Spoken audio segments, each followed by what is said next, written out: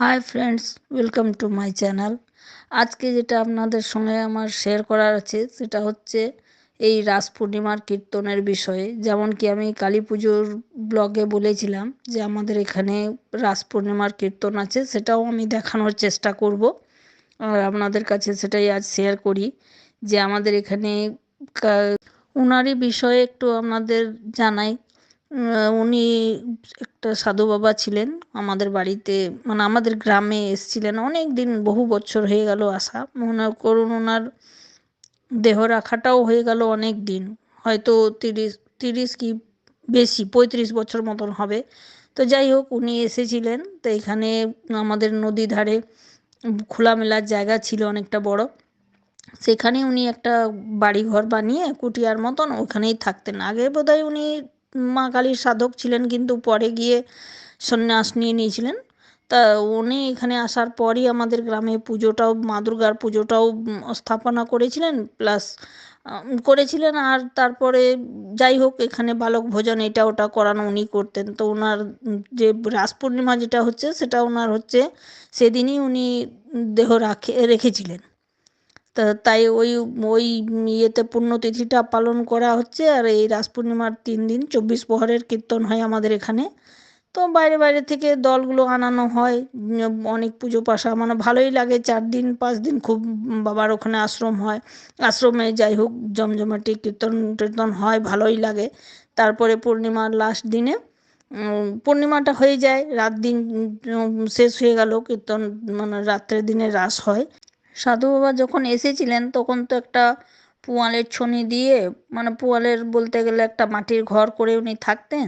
তারপর আস্তে আস্তে ওখানে বেশ বড়ই আশ্রমের মতন হয়ে গেছে। ওখানে উনি দেহ যে রেখেছেন সেই সমাধি স্থলটাও হচ্ছে, আর কীর্তন মণ্ডলী করে অনেক বড়ই জায়গা নিয়ে এটা আশ্রম তৈরি করা হয়েছে। আর সেখানে এই রাস পূর্ণিমার ওনার পুণ্যতিথিতে রাস পূর্ণিমার 24 প্রহর কীর্তন প্রত্যেক বছরই হয়। তো যাই হোক, আমি সেই ভিডিওটা আপনাদের সঙ্গে বানিয়েছি আর সেটা আপনাদের দেখানোর চেষ্টা করেছি। আপনারা এটা যদি কীর্তনটা দেখুন, এনজয় করুন। আর যদি ভালো লেগে থাকে তাহলে অবশ্যই সাবস্ক্রাইব করুন চ্যানেলটা, আর কমেন্টে জানাবেন আপনাদের দেখে কেমন লাগলো। Thank you.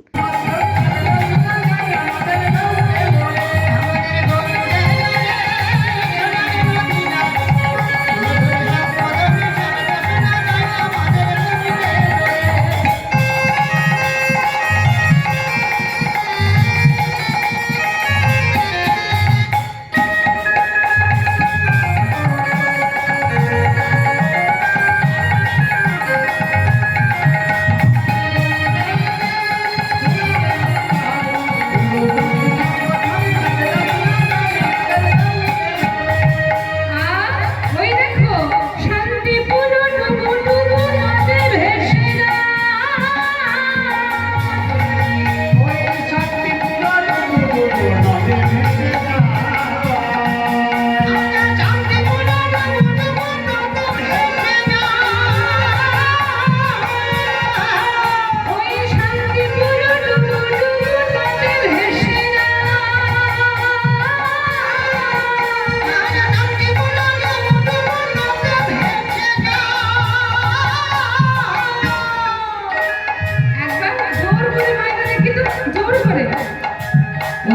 মোরে নদী, মোরে যে নদী, সোনার নদী যায়, কোনো ধ্বনি হরি ধ্বনি শব্দ শোনা যায়।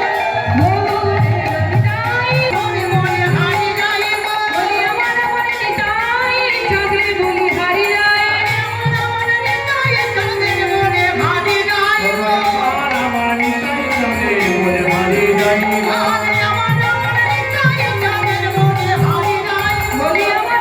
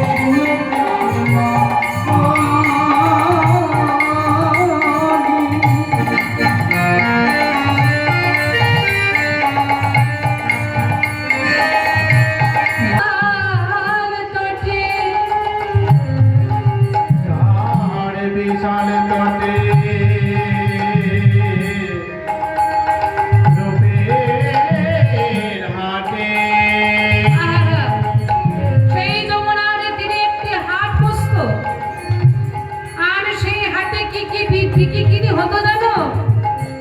বিশাল তটে কেমন রূপের হাটে,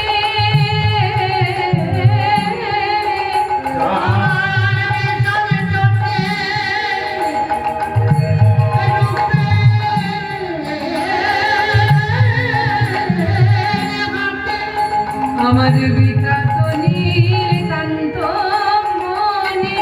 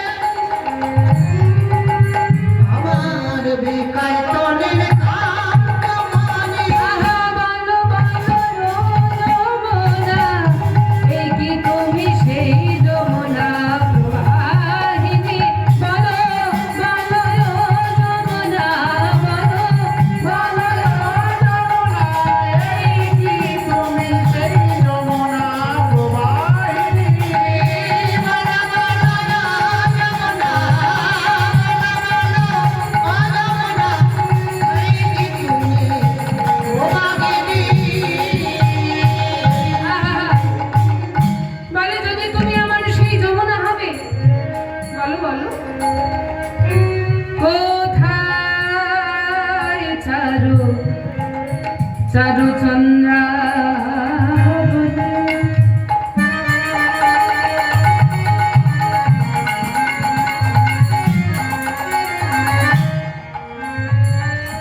আমার কোথায় বাসে,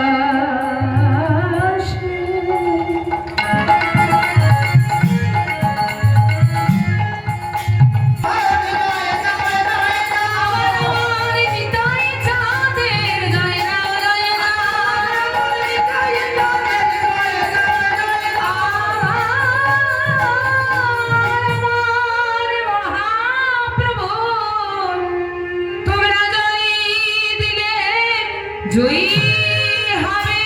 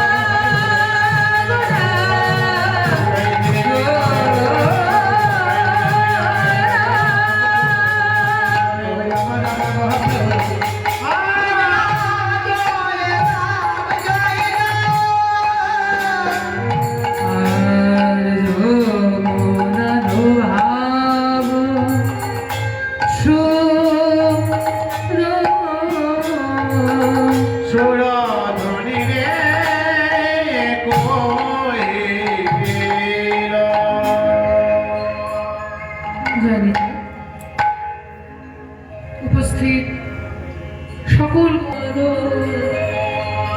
কমলায় কাক্ষ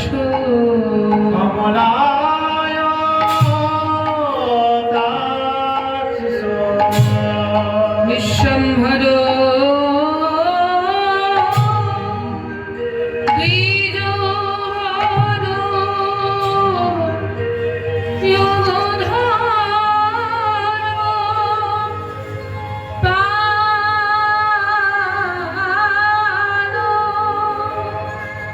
বন্দে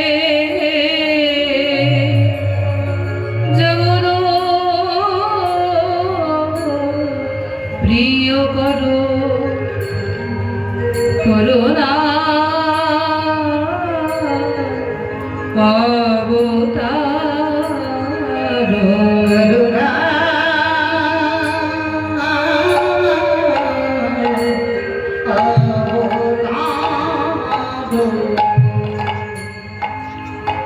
হরে কৃষ্ণ হরে রাম কৃষ্ণ হরে হরে রাম জপ নাম বিরাম হরি রাম রাম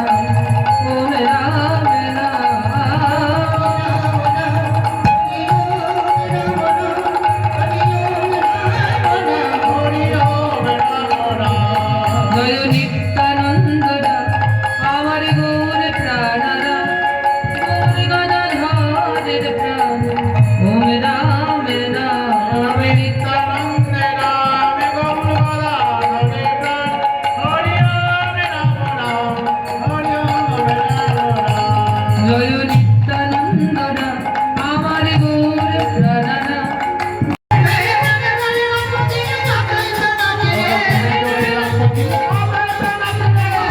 হরি বল বলে আলোইত নাচে হরি বল বলে আর গৌরাঙ্গী ভীষে আলোইত নাচে আরে পেয়েছি পেয়েছি বলে আলোইত নাচে আরে পেয়েছি আমি পেয়েছি আমি পেয়েছি আমি যা চেয়েছি তাই পেয়েছি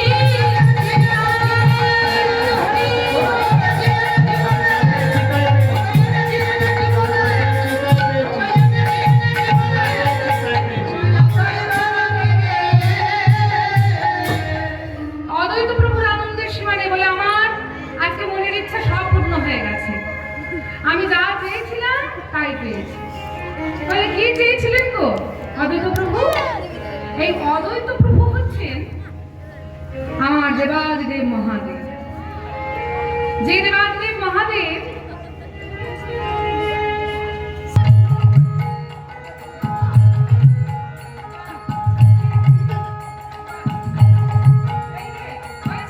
খুব সুন্দর হয়েছে চলো মায়েরা আমার সঙ্গে সবাই মিলে আমার আজকে মা পার্বতী এবং মহাদেব চলেছেন রাসমণ্ডলে তারপরে উলুধ্বনি দেবেন